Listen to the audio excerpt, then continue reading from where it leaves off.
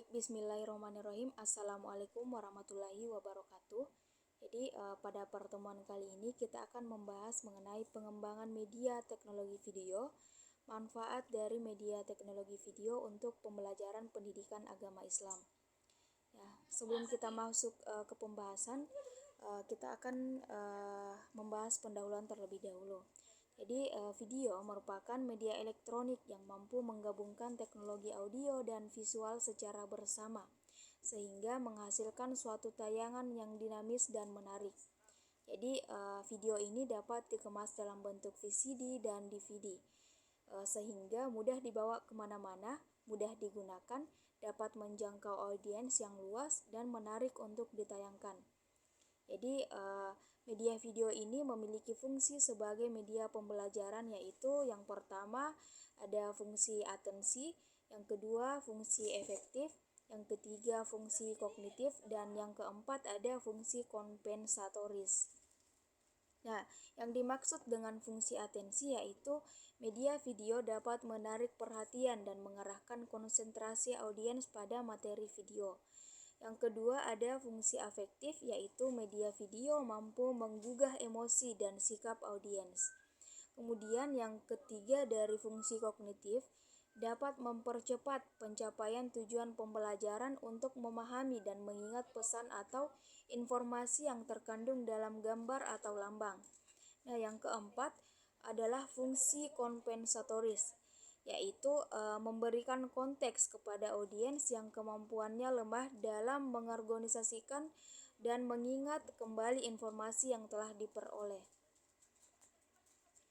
Nah, dalam pembahasan kita kali ini kita akan membahas mengenai penerapan media video sebagai pembelajaran yang meliputi unsur-unsur media video, manfaat video, dan peran video dalam pembelajaran pendidikan agama Islam. Yang pertama kita akan membahas unsur-unsur media video terlebih dahulu. Jadi dalam unsur-unsur media video ada 4. Yang pertama teks. Jadi teks ini terdiri dari unit-unit bahasa dalam penggunaannya. Jadi unit-unit bahasa tersebut adalah merupakan unit gramatikal seperti klausa atau kalimat, namun tidak pula didefinisikan berdasarkan ukuran panjang kalimatnya. Yang kedua ada gambar atau image. Ya, jadi dalam gambar dapat meringkas dan menyajikan data kompleks dengan cara yang baru dan lebih berguna.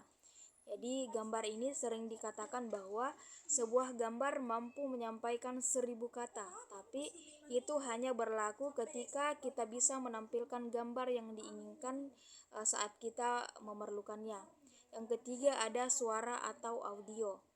Jadi pengertian dari suara atau audio ini merupakan sesuatu yang disebabkan perubahan tekanan udara yang menjangkau gendang telinga manusia.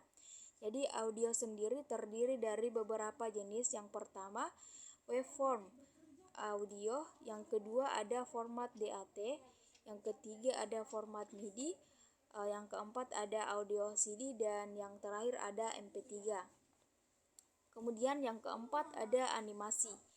Jadi pemakaian animasi dalam komputer telah dimulai dengan ditemukannya software komputer yang dapat digunakan dalam berbagai keperluan seperti melakukan ilustrasi di komputer serta membuat perubahan antara gambar satu ke gambar berikutnya sehingga dapat terbentuk suatu gabungan yang utuh. Nah, selanjutnya kita akan membahas manfaat dari media video. Jadi manfaat video dalam meningkatkan efektivitas dan esensi proses pembelajaran yang pertama adalah mengatasi keterbatasan jarak dan waktu.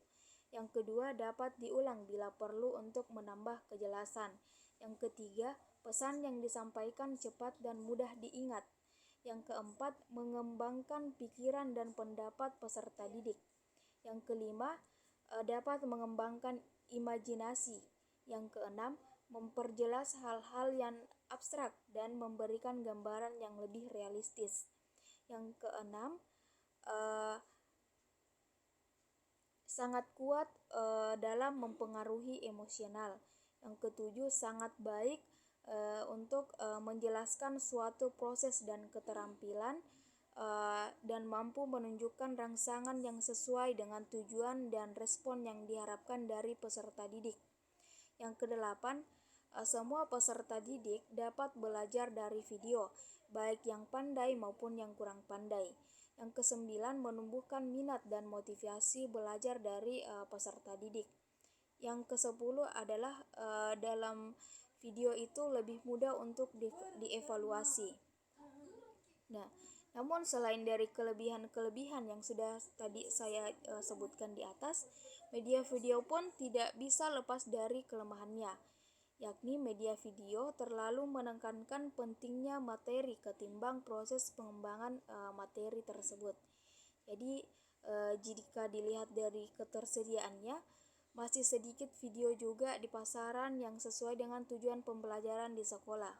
Nah, di sisi lain, produksi video sendiri membutuhkan waktu dan biaya yang cukup banyak. Ya, kemudian kita membahas peran media video dalam pembelajaran pendidikan agama Islam. Jadi penggunaan video sebagai bahan bantu mengajar memberikan suatu pengalaman baru kepada semua pelajar. Jadi media video dan televisi dapat membawa pelajar kemana-mana saja, terutama jika tempat atau peristiwa yang ditayangkan itu terlalu jauh untuk dilewati atau berbahaya. Nah, dengan penayangan video, pelajar dapat merasa seolah-olah mereka berada atau turut serta dalam suasana yang digambarkan.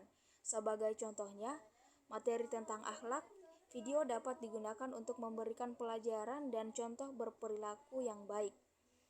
Nah, suatu media berbentuk simulasi adalah perisian yang memberi gambaran situasi atau keadaan. Jadi pengguna akan seolah-olah berada di tempat kejadian dan boleh bertindak balas terhadap keadaan tersebut. Jadi pengaruh media video akan lebih cepat masuk ke dalam diri manusia daripada media yang lainnya, karena penayangannya itu berupa cahaya titik fokus sehingga dapat mempengaruhi pikiran dan emosi manusia. Jadi dalam kegiatan belajar mengajar, fokus dapat mempengaruhi emosi dan psikologi anak dalam pembelajaran, dan ini sangat diperlukan. Karena dengan hal tersebut peserta didik akan lebih mudah memahami pelajarannya. Tentunya media video yang disampaikan kepada anak didik harus bersangkutan dengan tujuan pembelajaran atau materi yang akan disampaikan. Kemudian pada kesimpulan pembahasan kita kali ini, dalam proses pembelajaran ada unsur penting yaitu penerapan media. Jadi pemilihan media video memberikan manfaat yang besar dalam penyampaian pesan dalam pembelajaran. Jadi media video merupakan media pembelajaran yang paling tepat dan akurat dalam menyampaikan video dan akan sangat membantu pemahaman peserta didik. Jadi dengan adanya media video, peserta didik akan lebih paham dengan materi yang akan disampaikan pendidik melalui tayangan sebuah film yang akan diputarkan. Dan adapun unsur-unsur yang terdapat dalam media video seperti suara, teks, animasi, dan grafik. Nah, dengan adanya media video, peserta didik mencapai kemampuan dalam ranah kognitif, efektif, psikomotorik, dan meningkatkan kemampuan interpersonal. Ya, baik, itulah tadi pembahasan kita mengenai pengembangan media video dan manfaat media video dalam pembelajaran pendidikan agama Islam. Untuk mengakhiri pertemuan kita kali ini, saya mengucapkan terima kasih atas perhatiannya. Wassalamualaikum warahmatullahi wabarakatuh.